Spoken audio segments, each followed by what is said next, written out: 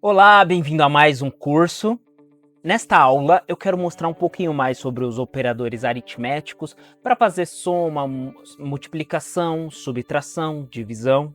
Na última aula, nós vimos o operador de soma. Então, para começar, não se esqueça de abrir aqui o seu Visual Studio Code lá na sua pasta do seu curso e lá dentro da pasta Public e abrir o index.html, mas agora nós vamos abrir diferente.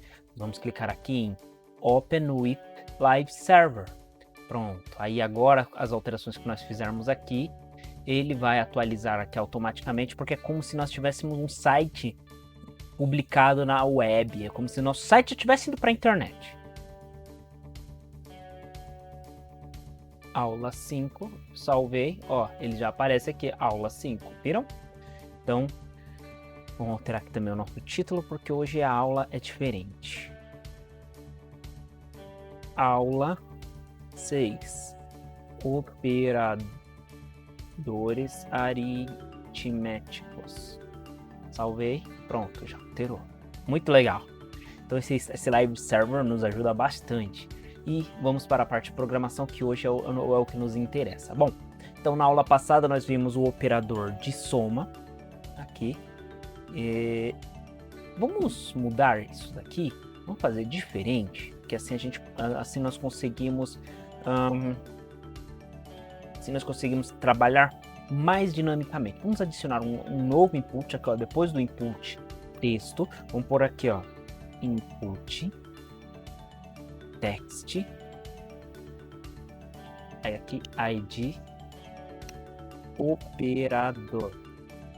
Vamos aqui no arquivo CSS para nós podermos diminuir o tamanho desse campo. Isso aqui era 40, então 40 vezes 280 dividido por 3 dá 27.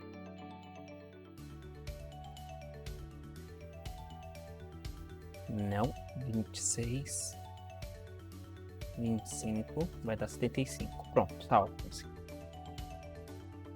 Então agora nós temos um campo. Aliás, eu não quero que esse input fique muito grande, eu quero que ele fique menor. Mas daí como que a gente faz? Porque se toda vez que eu altero o input aqui, ele altera todos, como que nós podemos fazer para alterar apenas este? Nós temos duas formas. Uma das formas é usando um ID, que foi como nós fizemos para poder buscar esses elementos lá no JavaScript. Então vamos testar? Ó, vamos pegar aqui o ID operador e vamos colocar aqui, ó. Então o operador, ele vai ter o id de quantos vamos pôr aqui? Vamos pôr, se ele era 25, aqui vai ser apenas 5%. Salvei, não funcionou. Por que que não funcionou? Porque eu não tenho nenhuma tag chamada operador. O que eu tenho é um ID de uma tag. Então, para eu falar que isso daqui é um ID, eu tenho que fazer diferente. Eu tenho que vir aqui, ó, e pronto. Agora sim. Agora ficou mais... Agora ele funcionou, tá vendo? Tá aqui. Então agora... a tralha aqui, o joguinho da velha, ele diz para o CSS que eu estou querendo trabalhar um ID e não mais uma tag. Então uma tag normal, com a tralha ID. E tem mais um outro que é a classe, que é um ponto. Então ponto operador. Então também é uma outra forma que daí você conseguiria fazer aqui o id 6. Vamos por 10 aqui só para dar diferença. A classe, na verdade, o que nós mais utilizamos não é nem a tag direto e nem o ID. Nós usamos mais a classe. Então vai ser muito comum nós usarmos classe. Então daqui para frente, para nós já acostumarmos com isso, então toda vez que nós precisarmos alterar uma estilização, nós vamos usar a classe. E aí a classe, basta você colocar aqui, ó, classe. Você tem esse atributo chamado classe, onde você consegue colocar uma ou mais classes. Porque olha a diferença, o ID eu só consigo colocar um ID aqui, classe não, eu consigo colocar vários tipos de classe aqui, classe, operador diferente, e assim, aqui ó, nós teríamos três classes, operador 1, operador 1 e diferente. Então nós teremos 3 classes para um mesmo objeto, para uma mesma classe, para uma mesma tag. Então essa é a diferença do ID. O ID eu só posso ter um por tag. Aqui eu já consigo ter 3. E aí tem mais algumas outras vantagens que nós vamos ver mais para frente. Mas então já para vocês se acostumando agora, toda vez que nós precisamos alterar um estilo, nós vamos usar classe, ok? Então, beleza, deixa aqui operador é o ID, mas nós vamos usar a classe operador. Vamos por aqui, eu vou por aqui, ó, operador class. Só para diferenciar agora, só para vocês conseguirem compreender melhor esse conceito. Então aqui vai ser o operador class. Opa, é aqui. Operador class.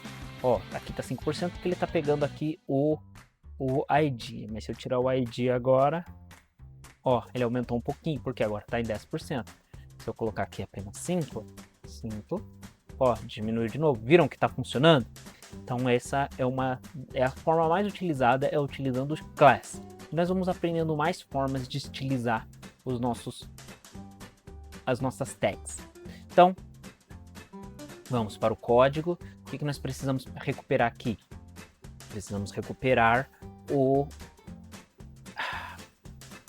input text operador. Let operador igual a document.getElementById. Aqui, coloca aqui operador e ponto e vírgula. Então, olha, nós conseguimos recuperar o operador aqui pelo nome do ID.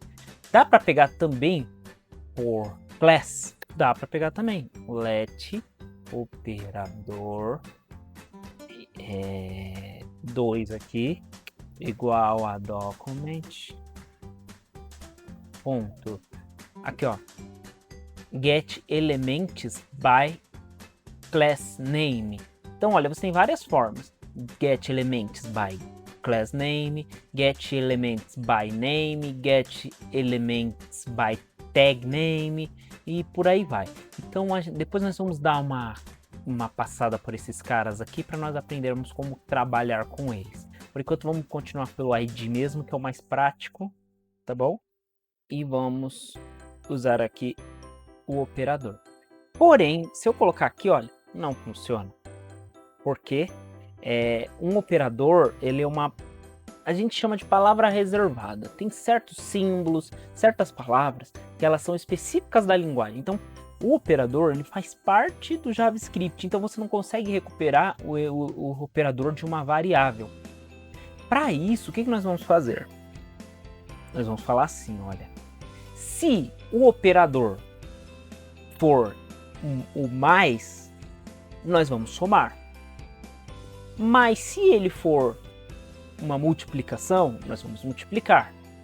E se ele for uma divisão, vamos dividir. E por aí vai. Então vamos entender. No JavaScript, você tem uma palavra para fazer essa condição, que é o se, né? Então assim, o que nós queremos fazer é isso aqui, ó. Se o operador for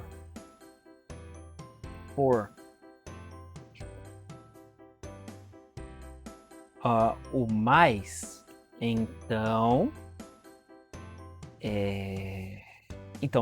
nós vamos somar. Então aí nós vamos fazer essa expressão aqui, nós vamos fazer esse cálculo aqui, ó, tá? Mas ó, tá vendo que deu erro aqui eu escrever dessa forma? Porque eu tenho que usar a linguagem do JavaScript. Então, no JavaScript, para mim falar o se é if. If em inglês significa se. Para mim fazer o for aqui, se for igual ao mais, então eu também não posso escrever assim. Eu vou colocar aqui dentro desse parênteses, eu vou colocar assim, ó, igual, 3 vezes e mais, tá bom? Pronto, agora sim. O let resultado ele tem que ficar aqui fora. Depois eu vou te explicar isso daqui melhor, porque que ele tem que ficar aqui fora, mas ele tem que ficar aqui, tá bom? Senão ele não funciona. Então aqui o let resultado vai ser 0. Começa com 0. Aliás, ele começa com nada aqui. faço nada. Select resultado lá fora. E pronto, agora sim. Tá bom? Então, se ele for mais, ele soma. Eu esqueci de colocar o ponto value aqui. Não consigo recuperar o valor. Pronto, agora sim. Agora sim. 1 mais 1. Calcular agora sim, 1 mais 1. E se eu colocar aqui a multiplicação, 1 vezes 1, ele não fez nada porque eu ainda não defini aqui. Então, vamos fazer aqui, olha, copiar essa linha. Aliás, copiar essas duas linhas aqui, ó. Copiar essas duas linhas assim, ó. Tá vendo? Ó, eu vim aqui no final dessa, subi, ele já selecionou as duas linhas. Eu venho aqui, ó, End, a teclinha End do teclado, dou Enter e retorno uma aqui e colo. Pronto, ele vai ficar assim. Esse cara eu vou jogar pra cá e pronto. Agora aqui, se for multiplicação, então aqui vai multiplicar. Vamos fazer mais um, ó. Copiei tudo aqui na linha de baixo, colei, volta um aqui. Se for divisão, então aqui eu vou dividir.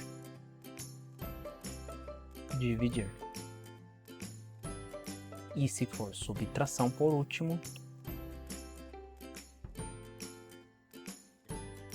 então aqui eu vou subtrair.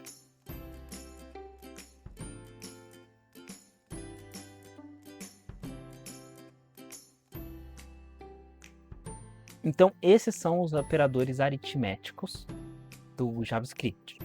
A soma, a multiplicação é o asterisco aqui na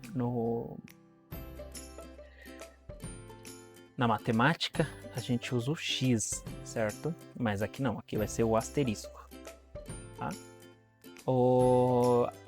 A divisão é essa barra, tá? Na matemática nós também temos um símbolo específico para isso, mas aqui nós vamos usar a barra. E por último a subtração é a mesma da matemática. Então é o tracinho. Ok? Então vamos lá, deixa eu somar aqui. Então, ó, 1 mais 1, calcular, 2, ótimo.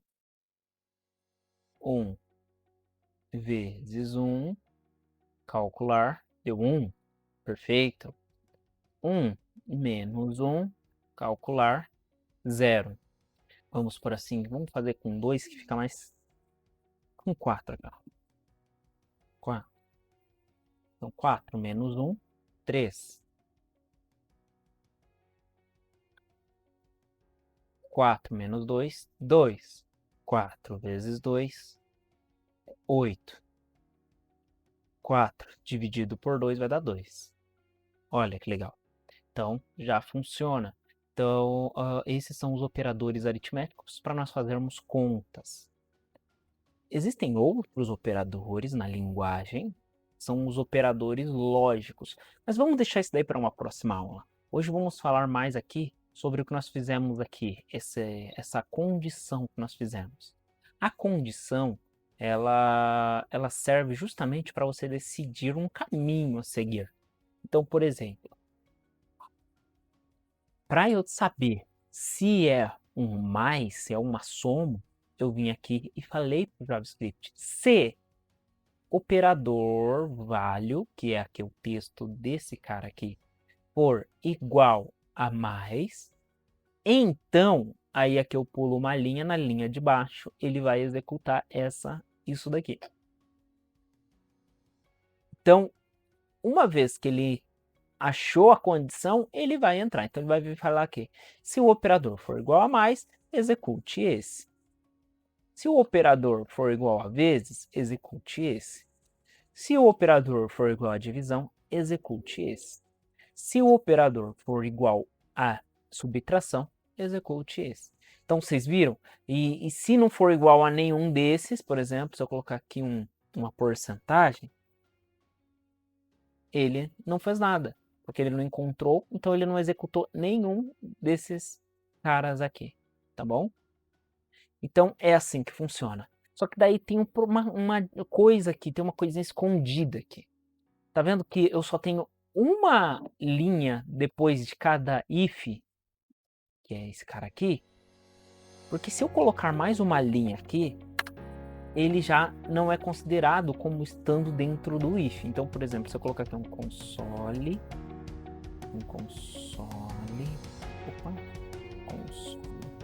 console.log e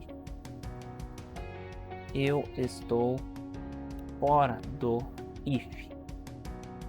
E se eu chamar a multiplicação?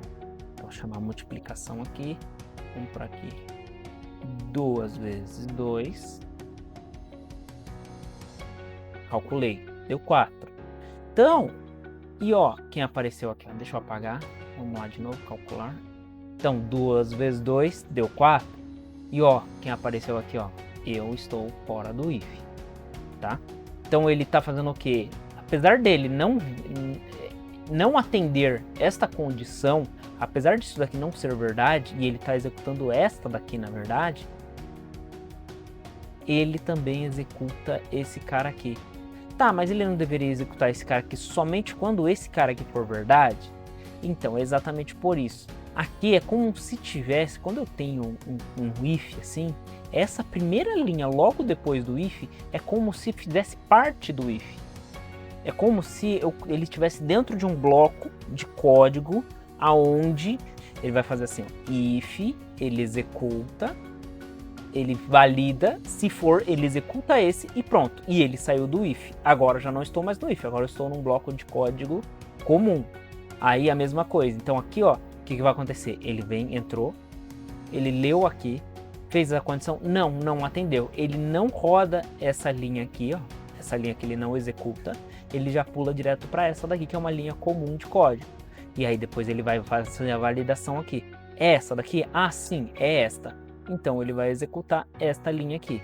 E aí pronto. Aí próximo passo, ele vem aqui validar esta? Não é esta. Ele pula para esta linha. Executou esta, também não é esta, ele pula para cá. Tá bom? Para a linha 22. Se você gerar algum tipo de confusão ou quiser deixar mais claro o que você quer que seja executado quando atender uma condição do if, você coloca assim, ó, abre chaves, dá enter e pronto. Tudo que você colocar aqui entre as chaves será executado quando atender essa condição. Então, a gente chama essas chaves aqui de bloco de código. Então, tudo que tiver nesse bloco de código será executado. Então, por exemplo, se eu pegar aqui, colocar aqui dentro, pronto. Eu criei aqui um bloco de código. Então, sempre que eu atender esta condição, sempre que for mais, ele vai executar esse aqui.